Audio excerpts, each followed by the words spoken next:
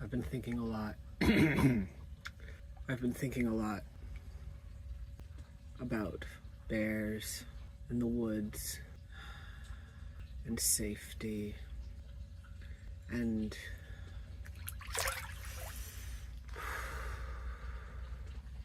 feels like a really complicated thing to talk about because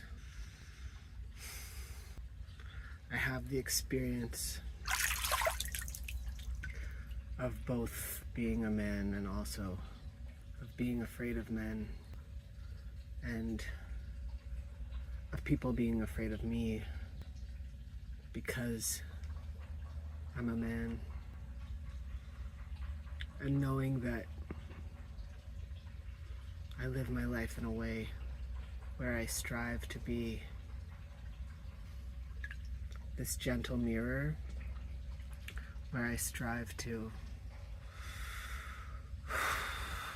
be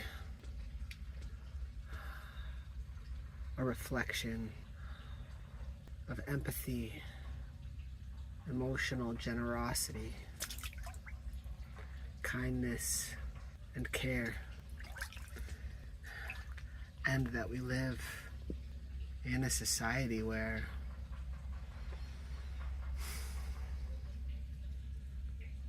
the cis white heteropatriarchy has really messed things up.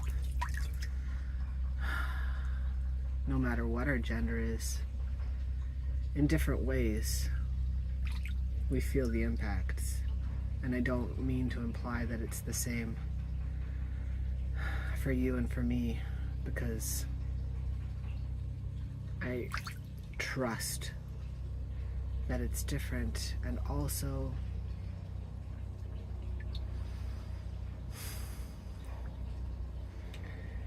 that these systems have disconnected us from ourselves and from each other, from bears and from people of all genders, no matter what our gender is. There's so much struggles for power, control, resources, attention, survival.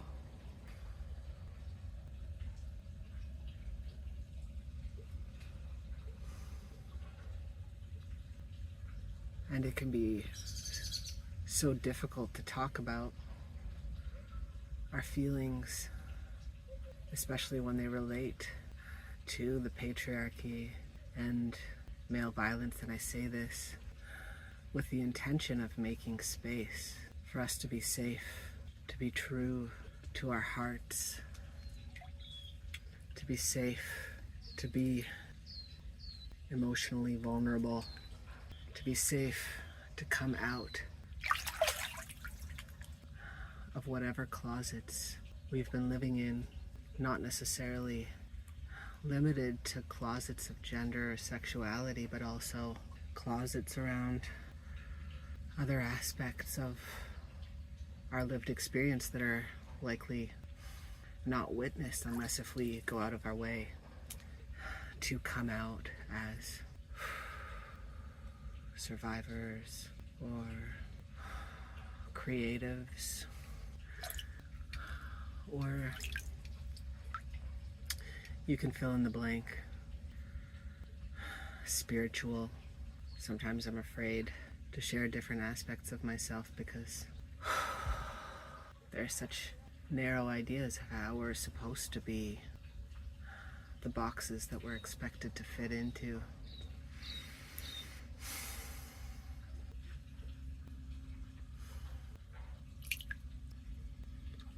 So where do we go from here? I don't know. I don't identify as an expert. I'm doing my best to speak my truth and hoping to model a masculinity that makes space for the complexity of our lived experiences, that makes space for us to tune into our bodies and our feelings, and to practice sharing our voices with the universe one by one as we practice these sacred practices of tuning into our voices, sharing them, being true to who we are. We make space for each other to gently mirror these sacred practices and build up our sacred muscles as individuals and as a society, to build our cultural capacity for sacredness. That is my intention. And to do it in a way where we can all have whatever boundaries we need or want to be safe. Because I want us to feel safe to do this sacred work, and it's not possible to do our best sacred work without having a safe place where we can be and feel.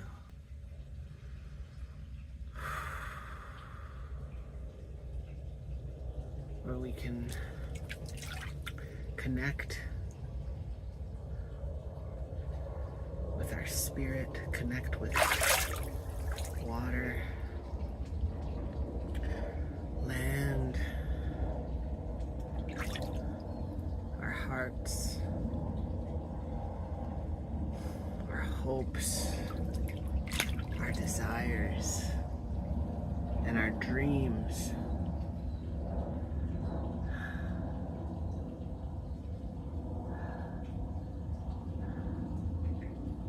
I believe in you. I believe in your ability to change this world that we are sharing for the better, for the sacredness of all beings, including you.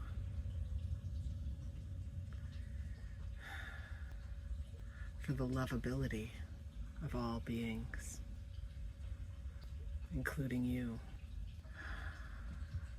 I'm guessing you might also be a highly sensitive person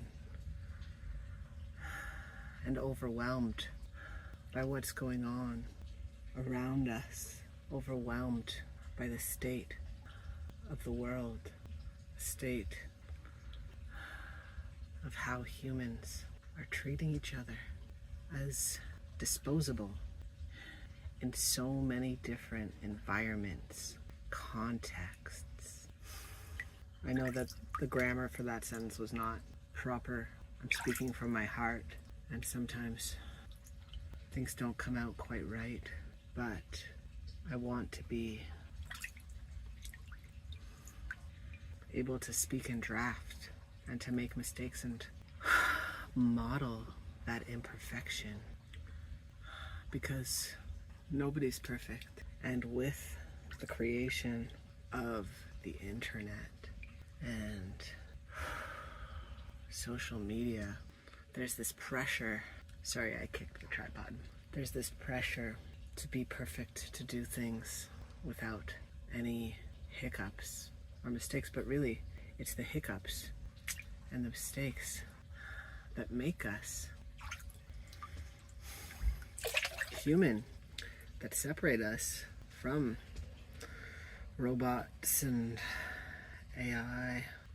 There is not a perfect algorithm to predict the words that are going to come out of my mouth. And I think it would be dangerous if there was such an algorithm that was essentially taking over my voice and my brain from my ability to reflect, to change my mind, to ask new questions, to not have a predefined process that scripts this interaction without tuning into our hearts and our feelings. And I want to invite you to do a sacred practice with me. If you feel called to do a particular practice, this can be a time to practice. I would like to place one hand on my heart and take some deep breaths. And if you would like to join me, you are invited to tune into your sacredness. And we can do this together, gently mirroring for one another what it feels like to slow down, to feel our breath, the inhale, the exhale.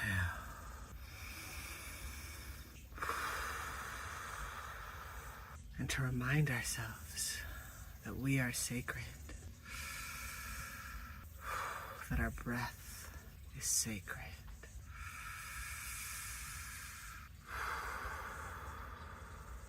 That this water is sacred. And that doing something as simple as sitting in water to give our bodies some rest and ease after experiencing stress, pain, overwhelm. It is so important to slow down and to have that process of tuning into sacredness, changing our pace from something that is unsustainable for our bodies, minds, and hearts. I am honored to hold this space with you, where we can be in our bodies, be in our feelings, where we can just be ourselves without any pressure, expectations, or obligation. Sometimes we just need a break. Sometimes the most sacred thing that we can do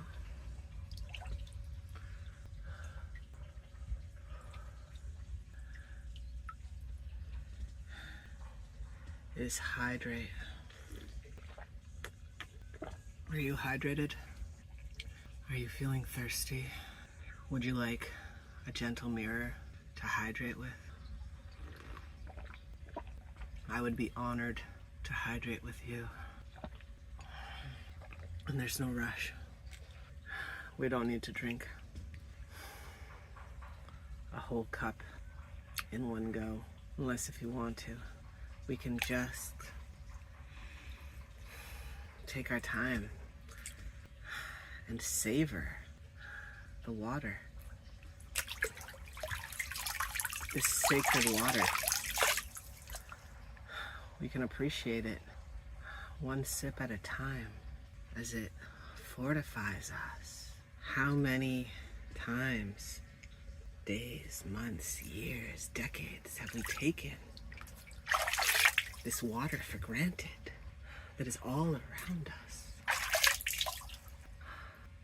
Actually, I need to correct that. Not all around us for... Excuse me. I must have drunk the water too quickly. My apologies. My apologies. But for some of us, we have easy access to water. For some of us,